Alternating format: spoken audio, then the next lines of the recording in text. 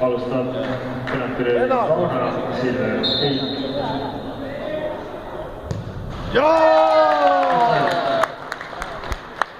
Samamoodi, laotsid võidad. Vasak jääb see. Latti on poisid. Latti!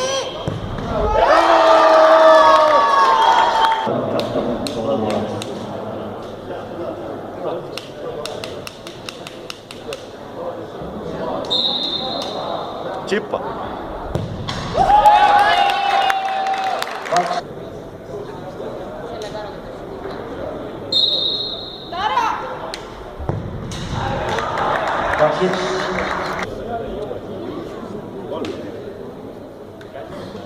Ja kelle? See mingi laud, see on liiga veel. 3-1 penaltiseere võiduga pääseb Mauna Suure ja neid peab mängima kolmandale kohale, aga nüüd teine poolfinaal Pärnu Pampaluse ja Niiduga.